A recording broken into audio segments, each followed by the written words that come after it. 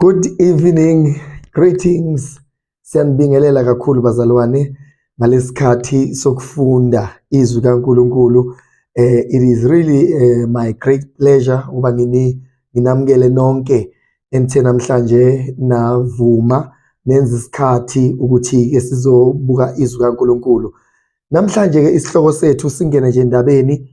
I am Pastor Senzo Myeni. Isihloko sethu namhlanje sikhuluma ngoKristu, sikhuluma ngoJesu, ukuthi uma sila sithi it's a school of the word and sifunda izwi likaNkulunkulu, kubalekile ukuba siqonde izindlela zokwambulwa kwezwi likaNkulunkulu. Lithi izwi likaNkulunkulu, the entrance of God's word brings light. Ukungena nje kwamazwi kaNkulunkulu kuletha ukukhanya enhlizweni zethu, ekuphileni kwethu nasemqondweni wethu nje. Sokubalekile ukuthi ukuze simkhonze kahle uJesu wethu, simkhonze kahle uNkulunkulu wethu Jehova ongiyise wenkosi yethu Jesu Kristu, simkhonze sinokuqonda okuphelele ukuthi yena kuqala ungubani uNkulunkulu, uJesu Kristu ungubani, umoya engcwele ungubani. Songena kulezo ihloko ngokuhamba kwesikhathi. Namhlanje ake sisibuke lesihloko esithi ingabe ke uJesu yena, uma ngabe sifuna ukumqonda, sifuna ukufunda ngoJesu, yipi uJesu, yipi into ekhulunywe yizwi ngoJesu, nokuthi uJesu ungubani, siqonda kanjani leyo mfihlakalo, sisebenzisa mapha ama-Bible study methods asisiza ukuthi sikwazi ukumqonda uJesu. Ngiyafisa ke ukuthi namhlanje sikhuleke singakaqali. Baba, siyabonga izwi lakho, selamukela linjengeliphilile egameni lenkosi yethu Jesu Kristu.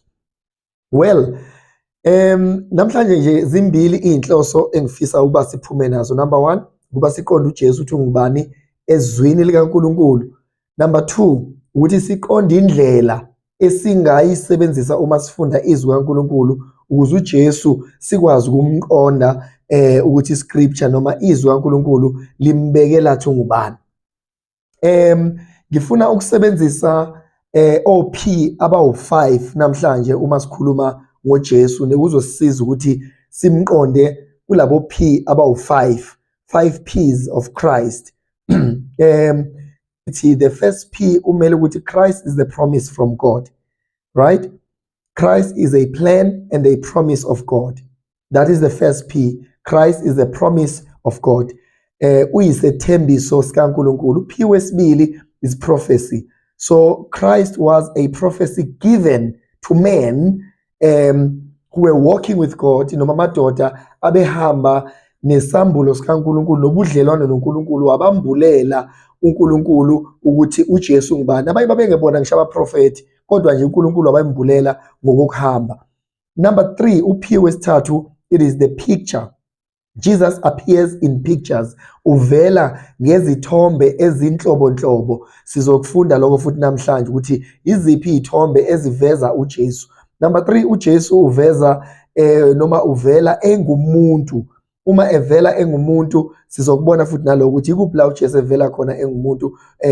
That is the person of Christ. And then number 5, the pattern of Christ. What Jesus taught. Ufundise ini uJesu, ikuphi okumele basikusike njengepattern noma kube umzekelo wokuthi uma senza kanje silandele uKristu. Thina ke sibizwa ngama-Christians, sibizwa ngamaKristu, okuwukuthi abalandeli bakaJesu Kristu. So kubalekile ukuthi lesihloko sikaJesu Kristu sisicacele.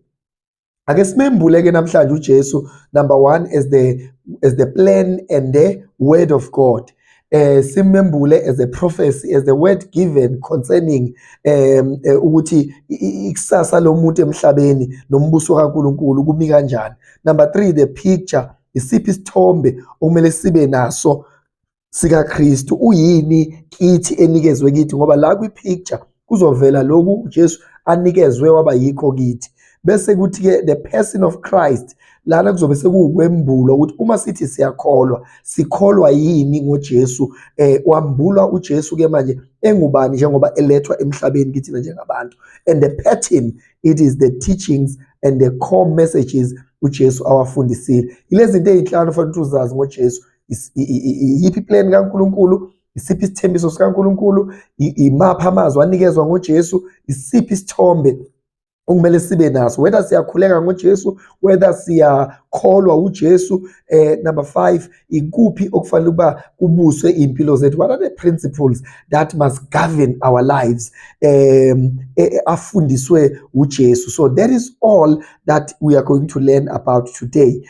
Having laid the foundation for ukufunda kwethu namhlanje, ngicela siqale lapha kuphiwo kuqala, which is the promise and the plan of God concerning Christ. Is Genesis chapter number 3 verse 15.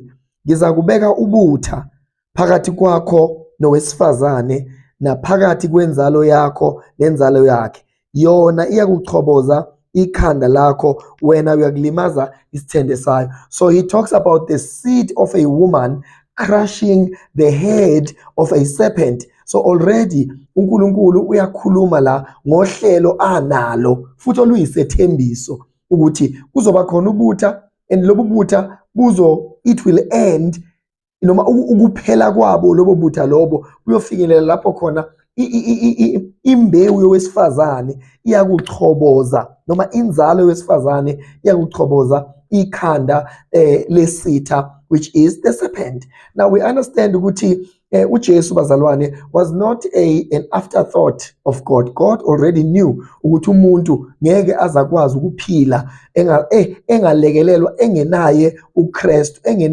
engenako ukuluswa izulu, noma esemhlabeni umuntu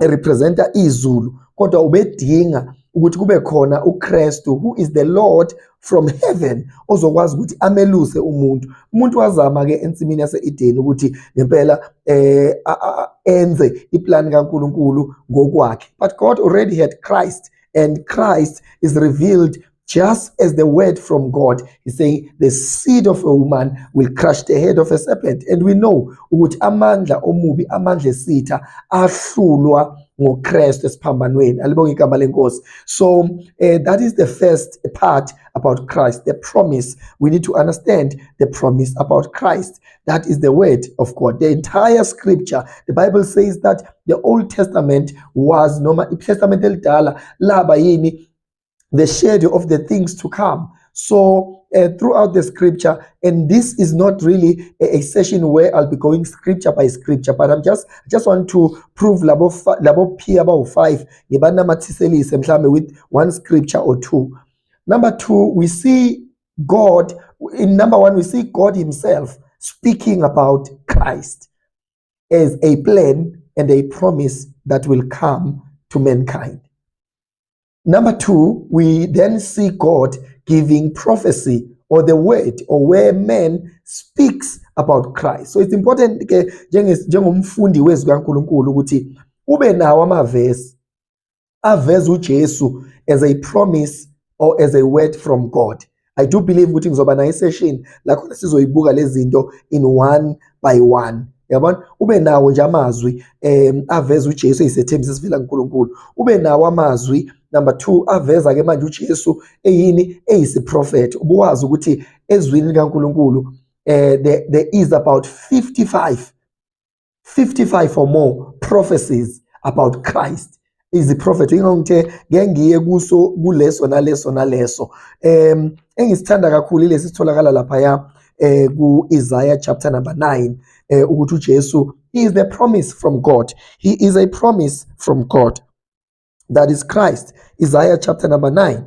Let's look at Isaiah chapter number 9. Christ as the prophecy from God. So Isaiah umprofeti uthola isambulo ngaloko uNkulunkulu azokwenza, and usebona uJesu kuleso siprofeto.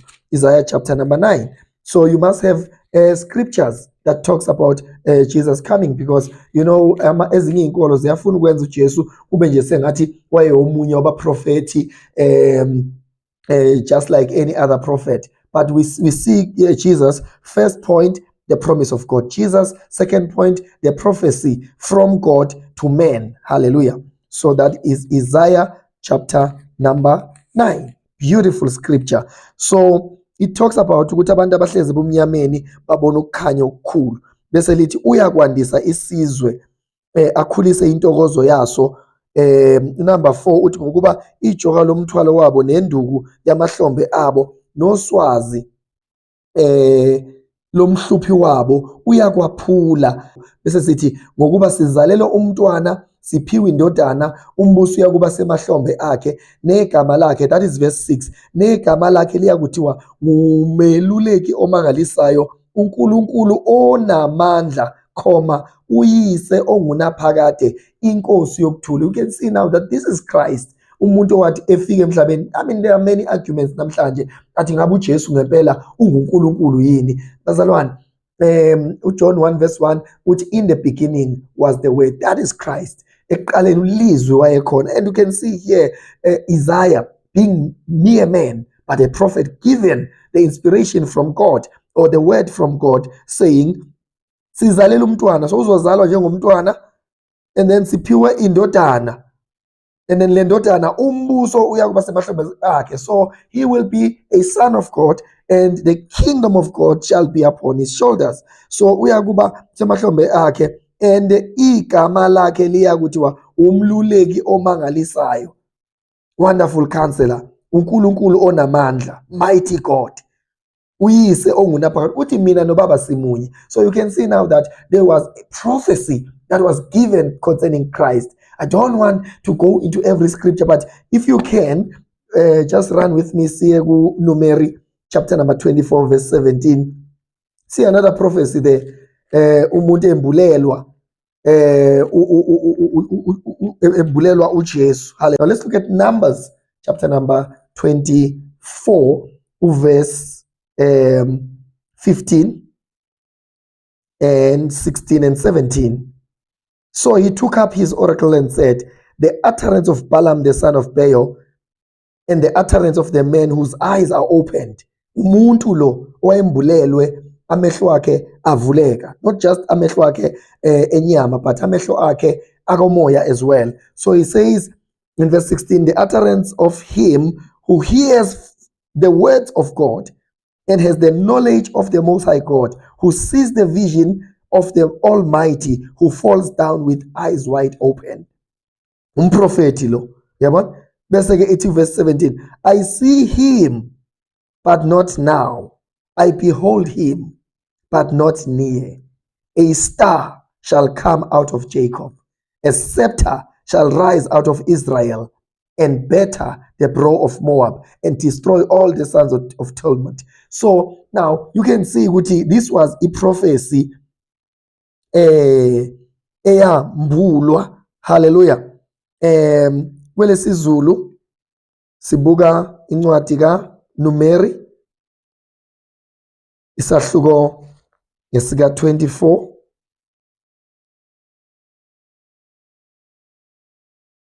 Okay, kwesiZulu singabuka incwadi kaNumeri chapter 24. This was another prophecy concerning Christ. Sibuka manje in the Zulu version, njengoba sibuka kwelesi ngisi on the other side. So ku24 verse 16, ozwileyo amazwi kaNkulunkulu, owazi ukwazi kophezu konke, obonile umbono kaSomandla, ewela phansi kuvulwe amehlo akhe, uthi ngiyambona kepha kungemanje, ngiyambheka kodwa kungeseduze, kuyakuvela inkanyezi kuJakobe, nentonga yobukhosi yakuvuka kwaIsrayeli, ishaye uMowabi emaceleni, ichithe onke amadodana asethi. Hallelujah. So uyakuvela kuJakobe, achithe insalo emzini. Uyayibona leyo. So this was another prophecy that was given to Israel concerning Christ. And kuyamangaza ukuthi it talks about the star that in the house of Jacob, which is Bethlehem, kuzovela inkanyezi kuJuda. And then besichaza ukuthi ngeke kuze kube manje, kodwa umbona esikhathini esizayo. You can imagine ukuthi these were the times zika-Israyeli ngey'khathi zoBalak, yabona, Israel elwa noMoab and all of that. And the salvation of Israel, insindiso kaIsrael, ukuhlengwa kwaIsrael kwaqala kwaprofethwa ukuthi kuzoza ngoKristu. Maningi amanye buka amavesi mhlawumbe ku-Isaiah 42 la khona kukhuluma ukuthi ke uNkulunkulu uqobo uyena yokunikeza leyo sign yokuza kaKristu ukuthi intombi iyakukhulelwa izale indodana. That was Isaiah 42 verse 1. Isaiah 7 verse 14 no Micah 5 verse 2 ikhuluma ngoKristu evela iBhayibheli lithi uyobe engomdala wezinsuku, uyobe vela emandulo, uyobe vela ngaphambi kokusekelwa kwezikhathi. So this was prophecy sengikufundele evela kuIsaiah, evela kuNumeri nevela futhi laphana in the book of Numbers. So Christ came, number one, as a plan of God, as a promise of God. Number two, we're saying as a prophecy from God, a promise and a plan. In this lesson, then he appears now as a picture of God. He appears as a picture of who God is to us. Hallelujah. So, and he appears as a picture of what God is giving to us. uNkulunkulu sinikezani ngoKristu. Hallelujah. So, number one, he appears in the picture of a seed. So uNkulunkulu sinikeza uJesu enjengembewu. So you can see now ukuthi ngoKristu kuzozalwa amadodana amaningi. We know that the Bible says he is the firstborn. Hallelujah. uJesu uyena izibulo kwabavukileyo. So he is the firstborn. He is the high priest, and we become priests. He is the Son of God, and we become sons of God. So ngoKristu uvela eyimbewu. That is number one. Genesis 3 verse 15. Number two, uJesu uvela njengani noma enye picture evelayo kaJesu umbuso. Sana khuluma ngawo nje kuIsaiah chapter number 9. Umbuso usemahlombe. Bakuvela uKristu nje kuvela umbuso yonke indawo. Mawufunda incwadi kaJuda, Genesis chapter number 49 verse 10, uzobona lapho ukuthi iBhayibheli likhuluma ngoJesu intonga yokubusa ingeke isuke esandleni sakhe. So umbuso nje noKristu, uJesu uvela as umbuso, akwazi ukuhlukanisa uKristu nombuso. So your picture, your mindset, uma ukhuluma ngoJesu ukhuluma nje ngokubusa. And then he appears as a lion. Ngiyafisa siyifundele the pictures of Christ avela ngawo eZwini. Kumele ube nawo amavesi asupporta these pictures of Christ ukuze noma ngabe ukhuleka kuJesu ukhuleke these pictures avela eyiwona. So but I'm gonna guide you just now how you pray then along these themes esikhuluma ngawo la namhlanje. Siku theme number 3, Jesus as the picture, Jesus appearing as a picture of what God has given us, as a provision of God. So now simbuka evela ngonyama. 5 verse 5. Omunye wamalunga wayesethi kimi, ungakhali, bheka inqobile ingonyama yesizwe sakwaJuda, impande kaDavide, ukuba ivule incwadi nezimpawu zayo eziyisikhombisa. So Jesus here uvela eyini manje, eyingonyama yomndeni kaJuda, uvela eyimpande kaDavide. Yabona? So those are the pictures, the root of David, the seed of David. Hallelujah. He appears as the lion of the tribe of Judah. So that is the picture. When you see Christ, you are ubuka impande kaDavide. Ngamanye amagama uDavide sibusiswa yenaso, amandla yenawo, ubuhlakana yenabo, ubuso okwakunaye. Then uKristu uvela ngakho as well. So he also appears as a lamb. Jesus appears as a lamb. So uzwile laphana mangabe sikhuluma ku verse 6 ka chapter 5 wesambulo ukuthi lithini,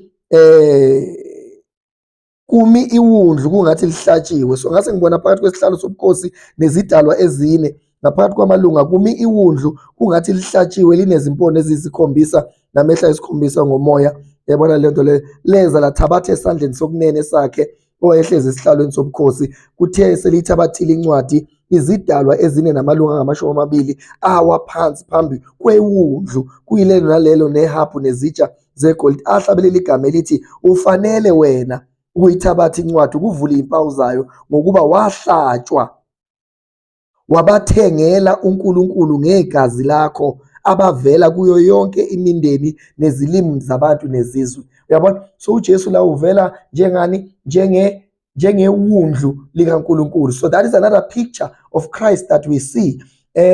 Uzobona ukuthi lapha kuJohn 1 sizwa ekhuluma lapha uJohane John 1 verse 9 ethi bhekani nali wundlu likaNkulunkulu elisusa izono zabantu. So Jesus appears as a lamb of God. So what are the pictures of Jesus that we've covered so far? It's the seed that is coming from God. That is why so he came straight from God. He was the seed of God, a seed that was going to sit in the womb of a woman without any insemination from men. So ileso ismanga uKristu yiso. Now that is the first picture. The second picture, umbuso. The third picture, ingonyama. The fourth picture is the lamb. And how do you see Christ manifesting as a lamb in the Old Testament? We see him manifesting in the book of Exodus 12 verse 5, the Passover lamb, because lalihlatshwa bese kuthi bonke abalihlabile ukufa kungasangeni empilweni zabo. So mawubheka uExodus 12 nje ukhuluma ngewundlu lePhasika. Ingakho celebrate iPhasika namhlanje. We celebrate Christ as our Passover lamb. So ingancwadi yabaseKorinte, I think it's 1 Corinthians 5 verse 7, ithi uKristu wayeyilelo wundlu. That Passover lamb is Christ. Mhlawumbe singayifunda 1 Corinthians chapter number 5. 1 Corinthians, I love the word of God, bazalwane, and ibalekile basilifunde. Chapter number 5, and then we are reading from verse 7. 1 Corinthians chapter number 5. Yes. Khiphani imvubelo endala ukuze nibe inhlama entsha njengaloko ningaba ngenamvubelo ngokuba nelethu iPhasika lihlatshiwe elinguKristu. So Christ appears as a lamb. He appears as a Passover lamb. He appears as a lamb that takes away the sins of men. So he appears also as the seed of Abraham. So masiku Kristu, we are connecting to David, seed of David, seed of a woman, seed of Abraham. We are connecting. When we connect to the seed of a woman, which is Christ, we are connecting to Adam. We are connecting to the first nature, uNkulunkulu asenzela yona. And then when you connect to the seed of David, we are connecting to the rulership and the dominion uNkulunkulu ayinikeza uDavid.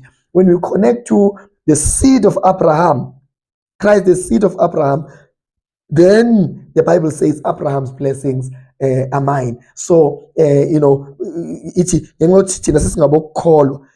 we connect by faith. This Bible, Abraham wakholwa kwabalelwa kuye kwaba yini kwaba ngulunga. So that when we connect to the seed of Abraham, which is Christ, then we inherit the blessing of Abraham. We are also the sons of Abraham. So whatever promise that God gave to Abraham, it applies to us.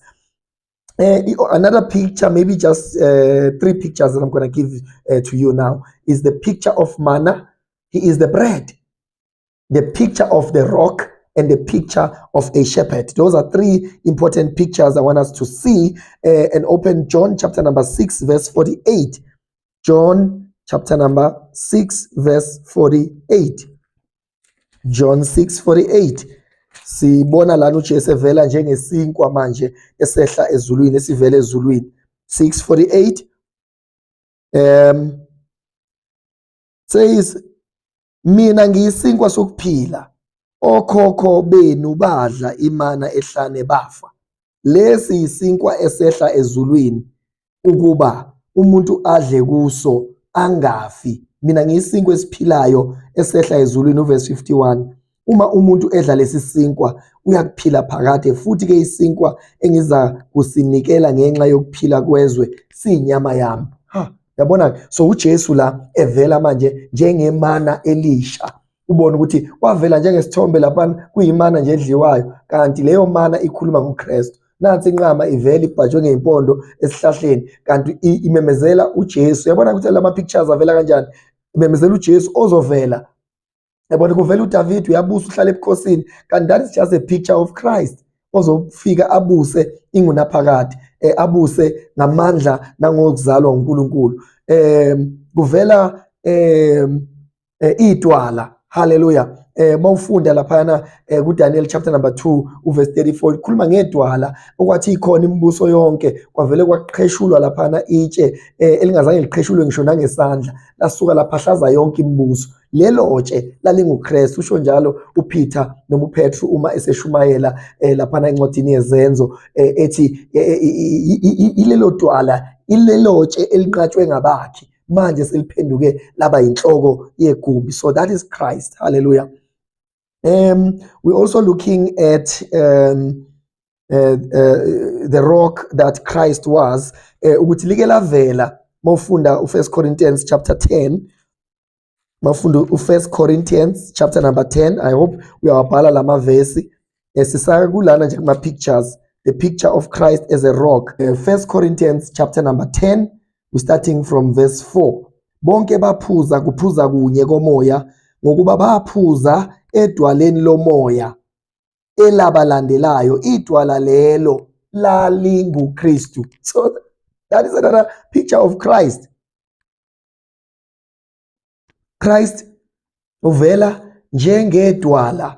Hallelujah. Idwala laphakade, idwala elalikhona ehlane. So yileyo nto ethi masithandaza sithi wena uyidwala ehlane. Ayikuthi nje suke sisho nje into ingoba wavela njengaleso sithombe and now izwi liyafakazela ukuthi ngempela uJesu uyilelo dwala. That is a picture. That is a picture. uJesu vela eyidwala. Now ekugcina ke esinye isithombe ngiyazi na ukuthi wayikhiphela izithombe ongasho ukuthi naku uJesu evela ngalesithombe naku uJesu not ukuthi leyo ngishoyo is the only picture lema only pictures that uJesu avele ngawo. But I'm just laying a pattern ukuthi mawufunda izwi kaNkulunkulu kubalekile ukuthi ube ne format ezokwenza ukukhumbula. Yabona, whether you are praying, whether you are preaching, or whether you are just meditating, uyazindla ngezwi kaNkulunkulu, wazi ukuthi ufunani, ukuthi ake ngimbheke nje njengedwala usufuna amavesi ahambisana nedwala. Then mayevela njengomalusi, sibona uNkulunkulu ebalusa abantwana bakhe ehlane. Sibona uNkulunkulu ebalusa uAdam noEva noma sebonile lithi iBhayibheli wabenzela iziphuku. God, you know, lithi ngishamba noIsrael wayebalusa ngensika yefu emini ngensika yomlilo ebusuku. So that picture of shepherding uNkulunkulu asinikeza yona ngoKristu iyavela nangu uDavid esesho ukuthi the Lord is my shepherd. Yabona, my Lord, the Lord is my shepherd. Jehovah ungumalusi wami. John 11 verse 18 uthi uJesu mina ngumalusi omuhle. Ake siyifunde leyo John 11 verse 18 uthi uJesu mina ngumalusi omuhle. Siyibuke ke le John chapter number 11. Hallelujah. I think it's John 6. Oh, yes, it's John chapter number 10 verse 11 to 18. Ngingumalusi omuhle. Umalusi omuhle udela ukuphila kwakhe ngenxa yezimvu. Okhokhelwayo engesiye umalusi izimvu zingesizwe zakhe, ebona impisi ushiya izimvu abaleke, impisi izigozomele izihlakazi. Ngokuba engakhokhelwayo engazinakekeli izimvu. Mina ngingumalusi omuhle, ngiyazazi ezami nezami ziyangazi, njengalokhu Baba uyangazi, nami ngiyamazi uBaba, ngidela ukuphila kwami ngenxa yezimvu. Nezinye izimvu nginazo ezingesizo ezalesibaya, nalezo ngimelwe ukuziletha. Ziyakuzwa izwi lami, kube mhlambi munye nomalusi munye. Ngalokho uBaba uyangithanda ngokuba ngidela ukuphila kwami ukuba ngibuye ngikuthabathe. So now you can see ukuthi uJesu lana uvela as a picture of a shepherd. When you look at Christ, you are looking at a shepherd. When you pray to Christ, you are praying to a shepherd. When you are preaching about Christ, preach about him being a shepherd, because that is a picture okufanele sisale sinayo simazi umalusi wethu. Ngiyalithanda ukuthi umalusi siyamazi. So that is number 3. So now we are saying Christ is the plan and the promise of God, the first P. The second P is Christ comes as a prophecy, the word given to men, because the word was with God. Word given to men, that is number 2, prophecy. Number 3, he appears as in different pictures. Alokhu uNkulunkulu asinikeza kona nafuna ukuthi sikuthole kuye. Number 4, he comes now as a person. Uza njengomuntu. Masibuka uJesu njengomuntu, simbuka kanjani? Ake simbuke evela esekhona emhlabeni. Uvezeni uJesu? Uveze Son of Man. Simbone eqala eba umntwana kuMaria, kuJosepha, efunda ukubaza. Simbone landela zonke onke amasiko nesithethe zakwaJuda. Son of Man, he becomes one of us. Umbatha inyama ulizwi, he becomes a son of man. Uyalamba, uyazila ukudla, uyakhuleka, uzwa ubuhlungu konke lokho. And then uvela futhi as a teacher in manifestation in the person of Jesus. Jesus manifested as a teacher. In the person of Jesus, Jesus appeared as a son of God. He says, me and the Father are one. Hallelujah. And he actually spoke in John 10 verse 10, the enemy does not come unless to kill, steal, and destroy, but I have come so that they might have life and have it more abundantly. And another one says, so that they can have eternal life. So who can give eternal life? It is God. So Christ appears as a son of God. We see in John 17, uma esekhuleka ukuthi ukhuluma kubaba njengendodana, athi baba leyo nkazimulo wanginika yona ekusekelweni komhlaba, na ngiyakhuleka kuba nalaba ubaphe yona. So he appears as a son of God. He appears as the Lord and as a king. That is the person of Jesus. Umehamba nje emhlabeni uJesu uvela njengenkosi, uvela njengomsindisi, as the Lord, Savior, King. Lokho nje kufanele sikwazi ngoJesu. And then he appears also as a priest, the chief intercessor. Cela siyifundele uHebrews chapter number 4.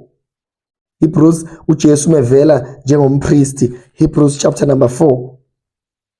Let's read from verse 14 to 16.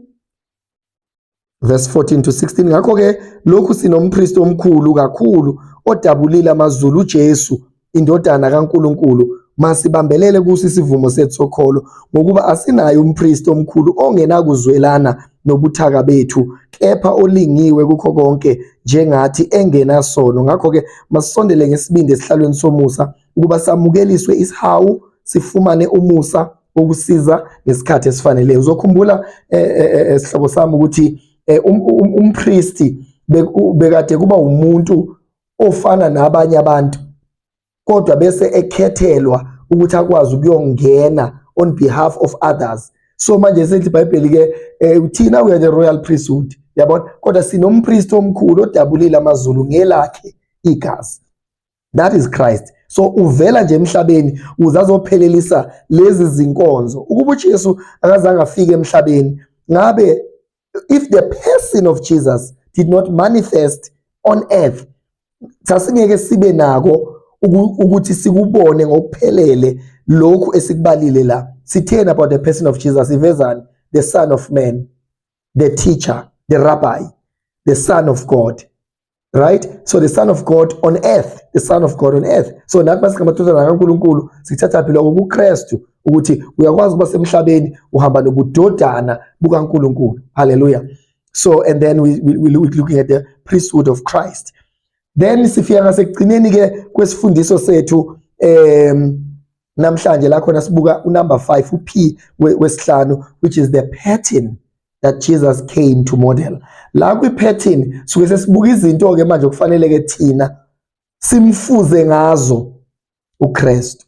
Number 1 is the kingdom. uJesu ufundisa umbuso kuMathewu 28 uthi leli vangeli lombuso malishunyayelwe emhlabeni wonke. All the parables of Jesus was explaining the kingdom of God. uthi umbuso wezulu ufaniswa neintombi eziyishumi, umbuso wezulu ufanisa nendoda eyaphuma iphethe imbewu, yabona. So uJesu wafundisana, uJesu ufundisa ngani? Ufundisa about kingdom, he teaches about stewardship, he teaches about humility, he teaches about love and sacrifice. Nazi izinto ezinhlanu uJesu athatha isikhathi sakhe wafundisa ngazo. Umbuso, ubunceku bokusebenzela uNkulunkulu, ukuthabatha isiphambano sakho. Number 3, ukuzithoba. Number 4, uthando. Number 5, ukuzinikela, sacrifice. Mhlawumbe ngiqale ngasekugcineni usacrifice uvele esiphambanweni. Uthi lizwi kaNkulunkulu, what manner of love is this, that a man should lay his life down for his friends or for his brothers. Now there is Christ showing us a pattern ukuthi nathi uma sithi ngamakholwa kufanele sizibone siyabantu abazinikelayo, abazidelayo, sikwamukele kuba inconvenienced sometimes. Siphile esikhathini la khona abantu befuna ukukhonza uNkulunkulu out of convenience. Ngeke kuliyana izulu, ngeke anginayo imali yokuyonikela esontweni, anginawo umswenko so angikwazi ukuya esontweni. We have to be able, bazalwane, ukusacrifice. Kube khona abantu abadlayo ngenxa yokuthi wena unikelile, kube khona abantu abasizakalayo ngenxa yokuthi wena you've taken a certain inconvenience. uJesu ukukhulumile lokho, love your neighbor as you love yourself. He talks about love, and he says, love the Lord your God, the love of God, the love of people, hallelujah, and just the love of, when he talks to Peter, he says, John, uyangithanda na? So mungithanda ondla amawundlu ami. So he speaks about the love for his church, for his people, for the world. Hallelujah. That is the third love. Love the world. God love the world. Bazalwane, umasithanda izwe, hayi ukuthi sithanda ukufana nalo, kodwa siyalithanda ngoba siyalincanekela, sifuna ukulibona liza lingene embusweni. Njengoba ethi nginezinye izivyo ezingekho kuleli dlelo, kodwa nazo ziyawungena ngibe umalusi kanye nazo. So uJesu uyafundisa kakhulu ngokuzithoba. Naku ekhuluma about the young rich ruler eyafika iphakeme, what mayethi dayisa konke nako, yavele yathi awungeke ngize ngikwazi. Wayesethi niyabona ke kuyoba kanjalo, kunzima ungena komuntu ocebile embusweni kaNkulunkulu, kufana nekameli lingene embobeni yenalithi. So he was not really talking about rich people, ukuthi abantu abacebileyo abamukelekile embusweni kaNkulunkulu, kodwa he was talking about a person who is full of pride, yabona. So he teaches at length about stewardship, and I think these things are topics esizokhuluma ngawo ngo-2024 siye ngempela in each and every one of them. Stewardship, ukukhonza nje, yabona, ukukhonza nje, when he talks about ukuthi ofuna kwamkhulu makehle akhonza abanye, athi nishaye ngathi abanye bakhulu kunani. He demonstrates this, about what he teaches, even to the point where he washes abafundi bakhe inyawo. So that is what Jesus taught. He taught about stewardship, about ukuseva abanye abantu. Sisesikhathini la khona abazalwane abafuna ukwenza lutho enkonzweni abanye abazalwane, bafike nje umuntu agoqe izandla ahambe. Who are you serving? Yini uNkulunkulu wena akuthuma yona ukuthi usize ngayo umbuso wakhe? Akukho right bazana, ngeke umuntu obizwe emsebenzini kaNkulunkulu ukuthi angenzi lutho. Uthini? Uthi amasimo amhlophe, the time of harvest has come. Besathi khulekani kuba inkosi yesivuno ithumele izisebenzi. So emsebenzini kaNkulunkulu bazalwane, embusweni kaNkulunkulu uJesu sifundisile ukuthi siyasebenza. Uthi uJesu kumele ngisebenza kusakhanya. Uthi njengoba ngibona ubaba esebenza nami ngiyasebenza. Konke engikwenzayo ngikwenza ngoba ngibona ubaba ekwenza. So God is working, bazalwane, 24 hours. If God can stop working in your life, hallelujah, just imagine what mess you would become. So nathi asikwazi ukuma, asikwazi ukuyeka ukusebenza endlini kaNkulunkulu nokusebenza embusweni kaNkulunkulu. We need to be instruments. And then Jesus also gives us the pattern of the kingdom ukuthi sembusweni kaNkulunkulu. We'll talk at length bazalwane, ngenxa yesikhathi ngiyacela nje ukuthi ngiyibambe la, ngiphinde bese ngiyarecap nje kancane ukusho ukuthi namhlanje ngithe sambula uKristu ukuthi ungubani. Number 2, sambula indlela engasisiza ukuthi masifunda izwi kaNkulunkulu sim-approacha kanjani ukuze simqonde. Uyazi ungathatha uJanuary ufunda nje the promises of God concerning Christ.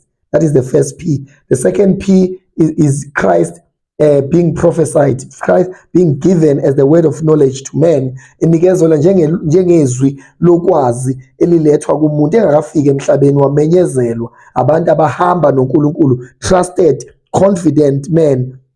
Hallelujah, noma confidence, abantu abahlala noNkulunkulu abhobokelane nabo, azathi ngo-Abrahama ngingamfihlela yini u-Abrahama umhlobo wami. So labantu abahamba noNkulunkulu njengoDavid, njengabo Moses and all of that, they had the glimpse of Christ. Hallelujah. They saw him through the cleft of the rock. They saw him. Hallelujah. So that is number 3, which is the picture of Christ. We spoke about the seed, umbuso, the lamb, the lion, the Passover lamb, the manna, the rock, the shepherd. All of those are the pictures. You know, we can just stay on these pictures and thank God and thank Jesus and have just a praise item just on the pictures. Esimbona yiwo mawabona nje isithombe sedwala uthi nje Nkosi ngiyabonga uyidwala, uhlale lapho uthandaze umnxuse, yabona, uhlale lapho nje kuyasiza kakhulu. The P number 4. So we said P1 is promise and plan of God. Christ is the plan and the promise of God. P2 is Christ is the prophecy, is the word given from God. Hallelujah. So ukuvela kwakhe kwakugcwalisekisa izwi likaNkulunkulu elinikezwe ebantwini. 3, Christ came to give us the picture of what God has given us. Basibe nakho sikubone sikholwe through him and through his manifestation. And then the person of Christ, the Son of Man, the teacher, the Son of God, the Lord and the King. And then the P number 5 is the pattern, is what Jesus taught. So uma singahlala sifundisweni sokuthi uKristu ufundiseni, then sizokwazi ukuthi simqonde sihlale ezifundisweni zakhe, ziba ama principles, zibe imithetho egovernisha ukuphila kwethu, esihola ngayo imindeni yethu, esihola ngayo amabandla, esihola ngayo nje impilo yethu as we continue to live a life of humility, of kingdom stewardship, of love and sacrifice. Thank you for tuning in today. Thank you. This is the Kingdom School of the Word. I am Pastor Senzo Myeni. Ngijabule kakhulu ukuthi ngikhulume nawe namhlanje. Ngiyethemba ukuthi ufundile khona ukucoshile namhlanje as we are revealing Christ, as we are teaching about Christ. And the next episode we're going to be talking about the Holy Spirit. Can we understand the Holy Spirit? Yiphi indlela engcono yokumqonda umoya ongcwele ukuze sikwazi relate naye. Thank you very much. God bless you. See you next time. Amen. Oh